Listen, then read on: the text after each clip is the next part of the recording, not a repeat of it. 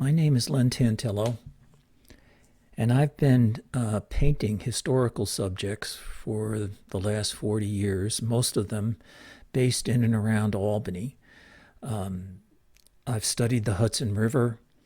I've been fascinated by its development. And one of the things that I've noticed is over the course of all that time, maritime activity was completely connected to the economic development of all the communities along the river. Albany is this kind of a special case because it's the capital of New York. And looking at it in the 17th century and 18th century and most of the 19th century, the facet of the city, or its geographic feature that's always enticed me, is the arc of the shoreline at the city. Albany maintained that right into the 20th century and then started to fill it in. 300 years ago, the river was twice as wide as it is today.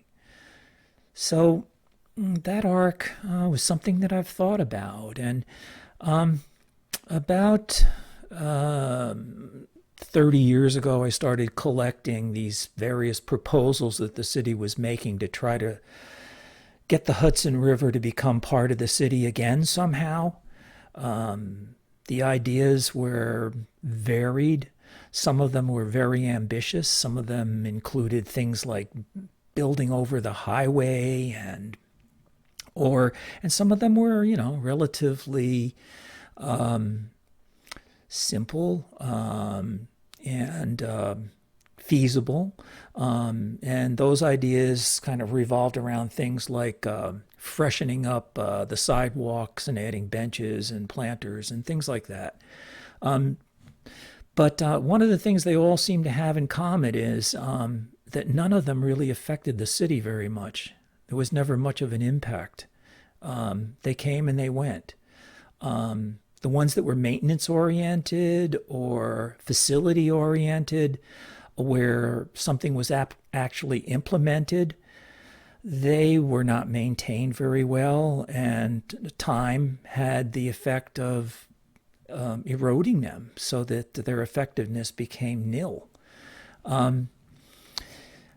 It was around the mid-90s, about 25 years ago, when it occurred to me that you could do something with the city that no one had really thought about before, and that was to put the shoreline back where it was.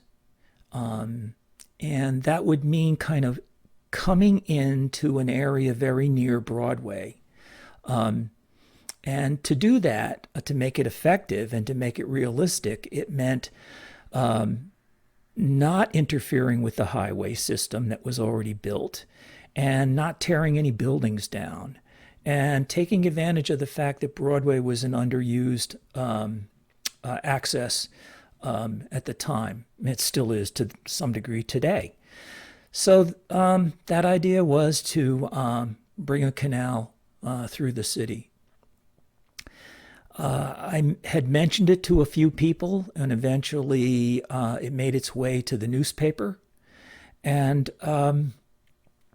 it got some attention. It was actually presented on the front page of the Times-Union back in 1995, 96, and with that came an opportunity from the city. A very modest amount of money to pursue the concept a little further. So I took the idea and I brought it to a few friends of mine. At the time, Pat Mahoney was a principal at the engineering firm Smith & Mahoney. They'd done a lot of work for the city of Albany. Pat was a close friend of mine.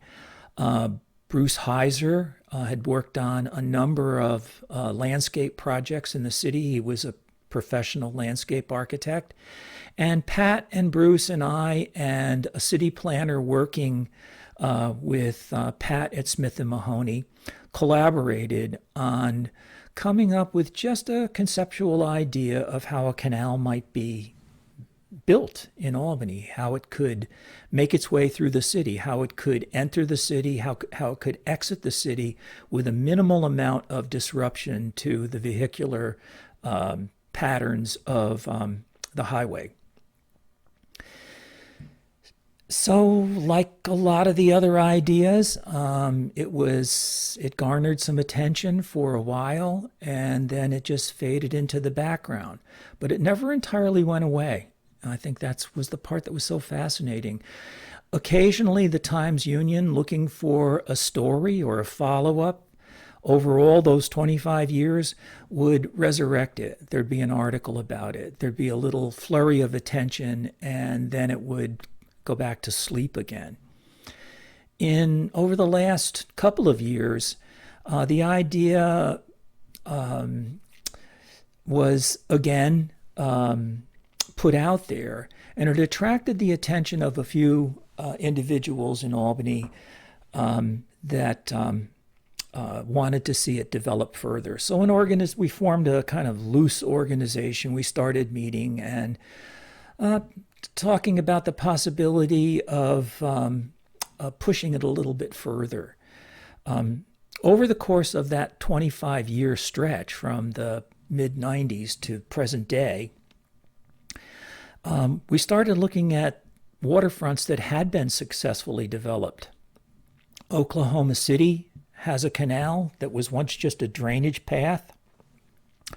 San Antonio has a river walk that really was not much of anything before they decided to turn it into a waterway. And then some of the bigger ones. Providence, Rhode Island, which was a major success story. I went to school in Rhode Island. I lived in Providence for 5 years. I went to Rhode Island School of Design.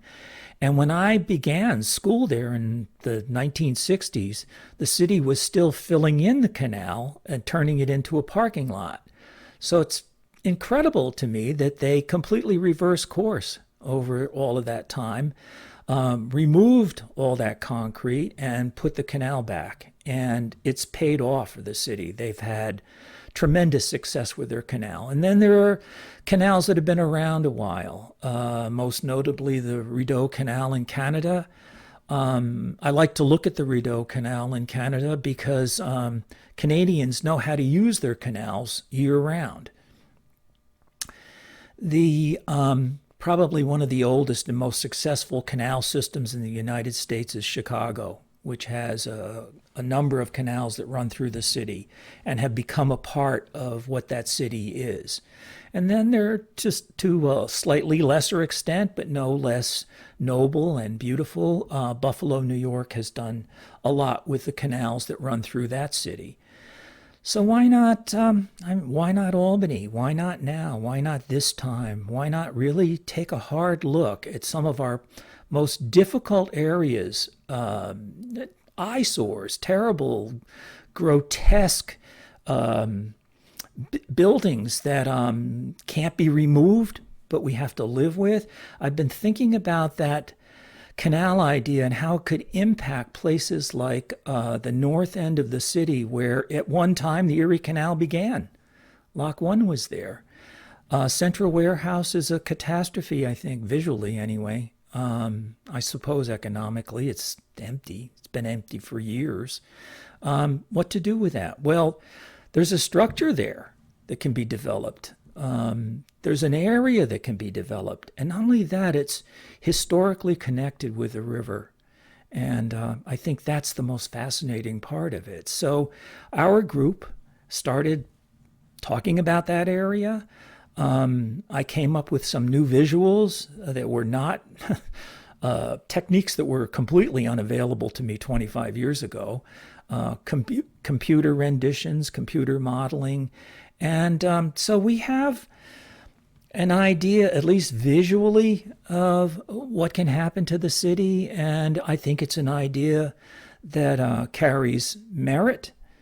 And I would love to present those ideas to anyone who's interested and pursuing it a little further. So for any of those people out there who are interested, they can contact me through my email, which is lftantillo,